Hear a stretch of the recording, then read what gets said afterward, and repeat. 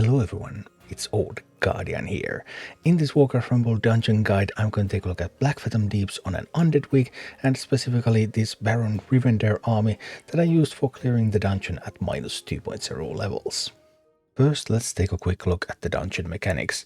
The first boss, Grglmrgl, there's basically two strategies that you can use for Grglmrgl.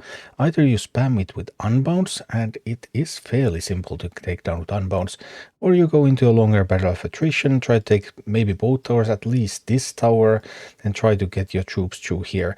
But there's this choke point here which makes it a little awkward, and then there's going to be a lot of free Murlocs, because there will be Murlocs here, there will be Murlocs here, so they're all going to shoot down at your troops, so you have to have some way to handle them.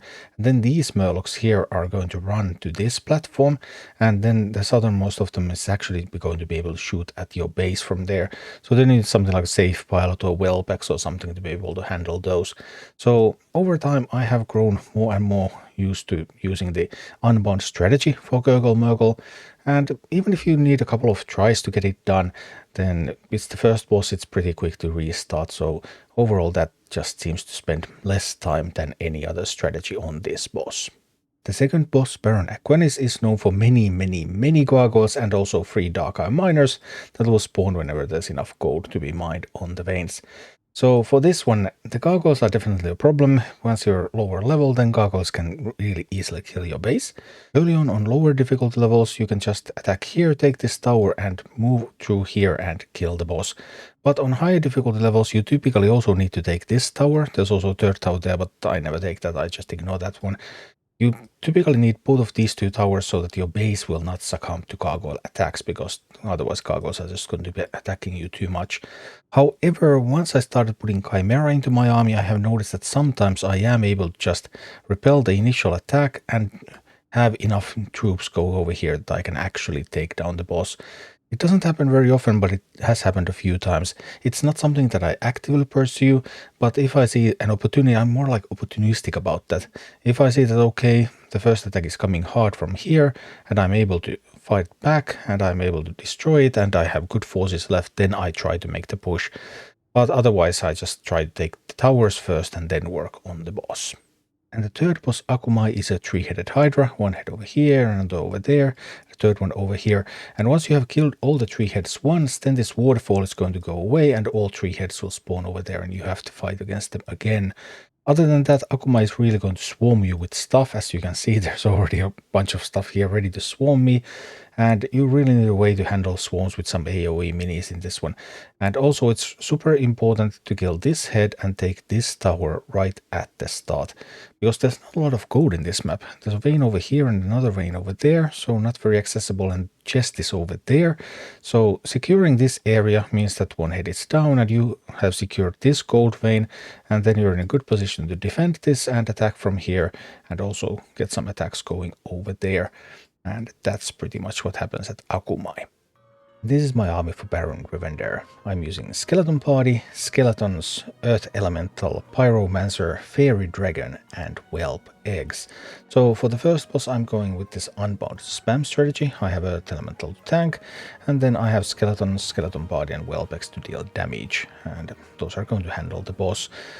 Pyromancer can open some chests if needed, but Baron of course also sends those skeletons out so they can also open chests. Then on the second map, well, Pyromancer really shines here because Pyromancer is so important against gargoyles. Skeleton Party also can do a pretty good job against them. Then I have Earth Elemental and Whelpex, and these are instrumental in taking the leftmost tower. Earth Elemental to tank, drop Whelpex in the poison pool, they pop immediately and they start shooting at the tower and they are able to just take it.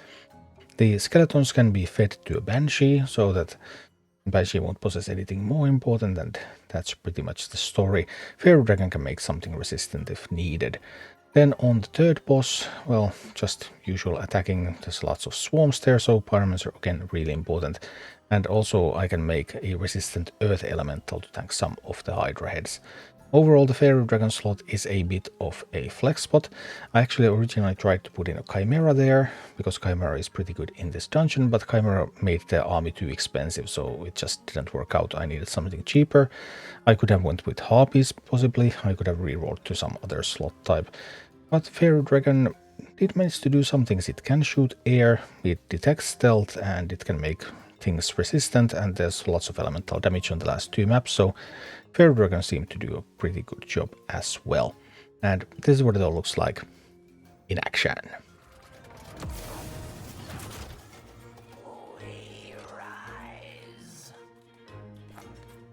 Yeah, these over here and those over there, and we drop these whalebacks over here so that those there.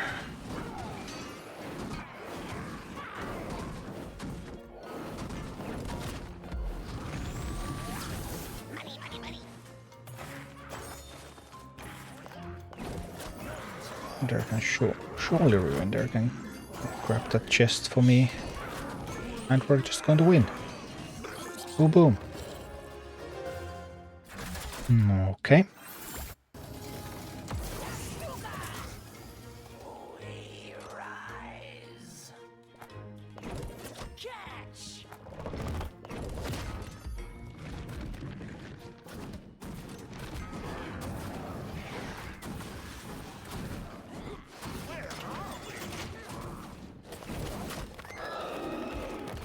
And those eggs were completely wasted there. Sorry about that. Waste of perfectly fine eggs.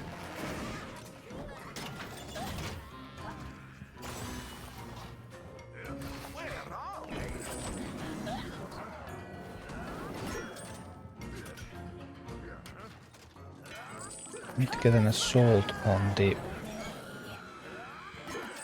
Need to get an assault on the base there. Now we have the tools to get the assault on the base. Boom. Just the assault that I was looking for. The Pyromancer to defend here.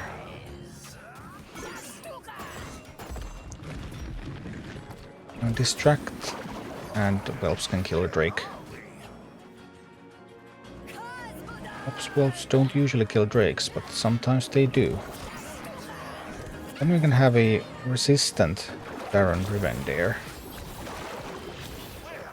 But it won't do... Yeah, it won't do anything if there's no air support. Where was my air support?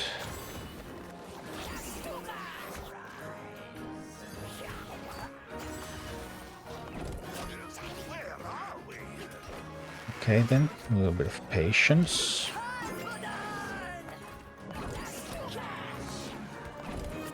No! No! I really didn't think it was going to reach through there. I honestly did not believe it had that kind of reach.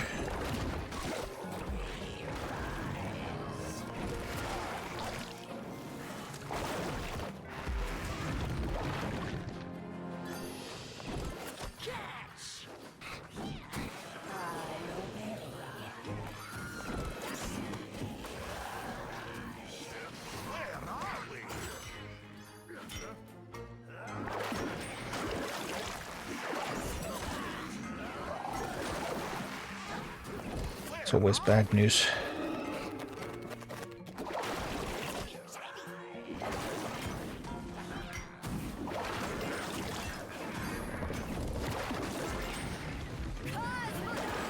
Okay, now we actually have an attack. An attack with significant DPS going on here.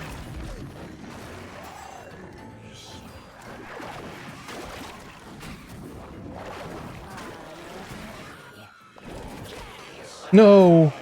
It took the pyro. Ouch.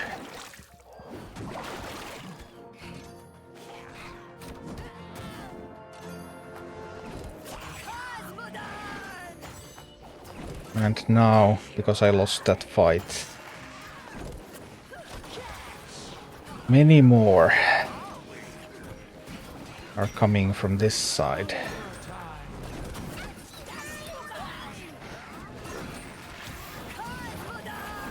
It's good that we have a Pyromancer here.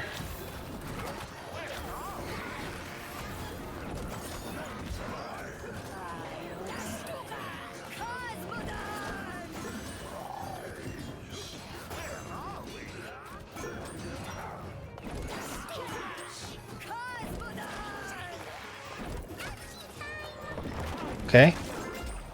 We can actually still do this. There's not too much stuff going on over there.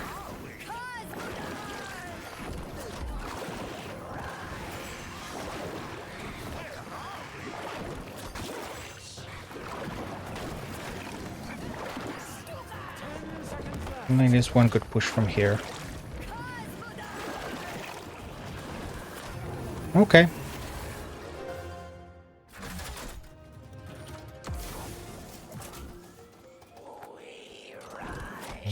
These and those.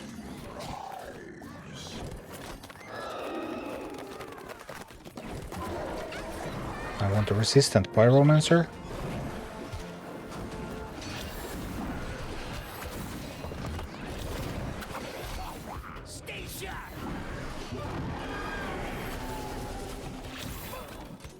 Okay, we have a resistant pyromancer.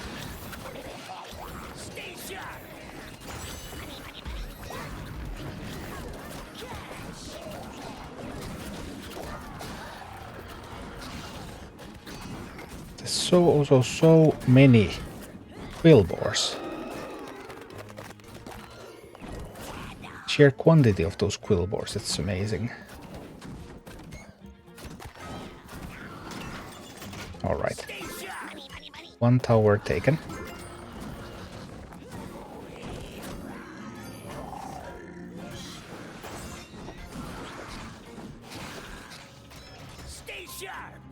We're gonna work with this, we're gonna work with this. There's enough power there.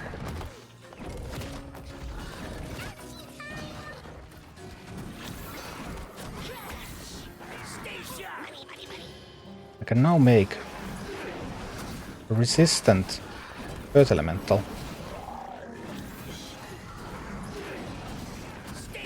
And then we're going to send it to tank.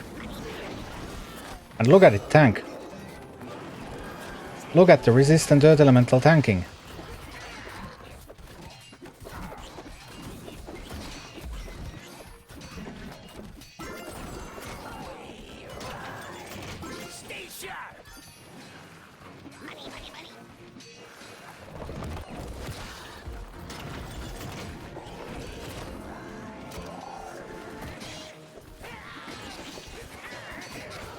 Okay.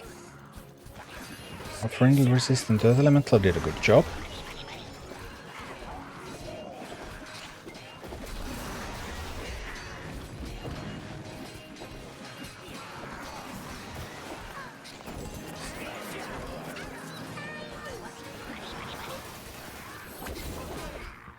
Next up, a resistant Baron Rivendare. Coming right up.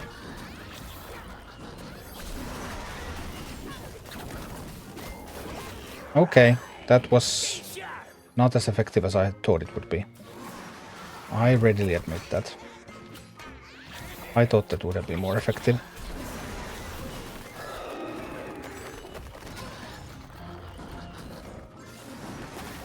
I genuinely believed that would have been more effective.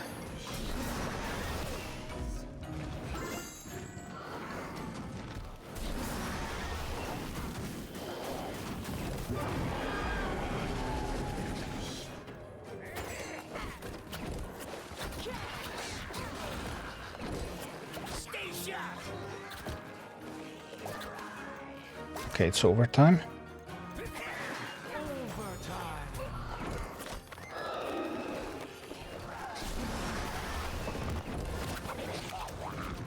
I'm going to need some serious power from here to make it. But there is still time. There is still sufficient time. Everything is still possible at this point.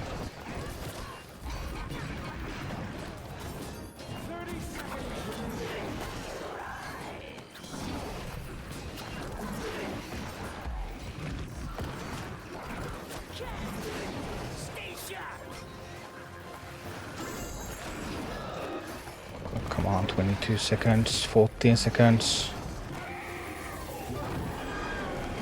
Yeah. 4 seconds, 14 seconds, but that's enough time. Thank you for watching. Click like and subscribe if you enjoyed this, and a special thanks to all of my Patreon supporters, YouTube members and Twitch subscribers who make all of these videos possible.